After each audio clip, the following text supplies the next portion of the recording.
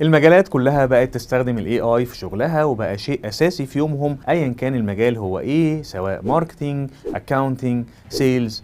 واحنا كمان في اداره الاتش ار لازم نتعلم ازاي نستفيد من وجود الاي اي ونوفر وقت ومجهود في شغلنا، سواء في التوظيف، في التخطيط، في التدريب، في المزايا والتعويضات، وفي اي فانكشن جوه الاتش ار. حتى لو ما عندكش الخبره الكافيه في اللي مطلوب منك كتاسكات، تقدر تعتمد على الاي اي في انه يفكر معاك ويقول لك الخطوات اللي المفروض تعملها اللي تخليك تحقق التاسك المطلوب منك. هنتعلم في الكورس بتاعنا ازاي نقدر نخلي الاي اي يبقى في صالحنا بدل ما يكون خطر علينا، ونشوف ازاي اداره الاتش ار تقدر تستفيد من وجود الاي اي اكبر استفاده ممكنه ويساعدنا ننجز شغلنا على قد ما نقدر. كل ده هتلاقيه موجود صوت وصوره وبشكل عملي وبامثله توضح لك قد ايه الاختراع ده هينقل شغلنا كاتش ار لمستوى تاني احسن، اسرع، ادق وافضل. هكون معاكم انا محمود علي، بخبره اكتر من 16 سنه في مجال الموارد البشريه والتخطيط الاستراتيجي، حاصل على ماجستير اداره الاعمال من MBA من الاكاديميه العربيه للعلوم التكنولوجيه. قدمت استشارات اداريه في اكتر من مجال زي مجال السياحه والمقاولات والتجزئه والتصنيع،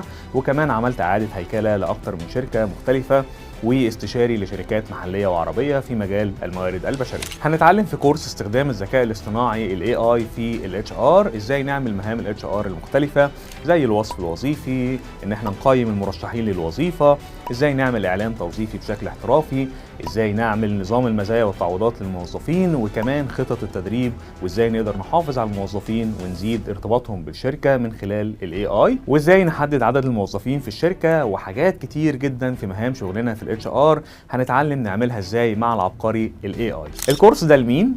لكل الناس اللي بتشتغل في مجال الموارد البشريه بكل المستويات، ومفيد كمان لاصحاب الشركات والمديرين في العموم واي شخص مهتم بالذكاء الاصطناعي. فالكورس هيوفر لك فهم عميق لتطبيقات الذكاء الاصطناعي في مجال الاعمال بشكل عام. يلا بينا نبدا كورس استخدام الذكاء الاصطناعي في الموارد البشريه AI in Human Resources مع اكاديميه اعمل بزنس.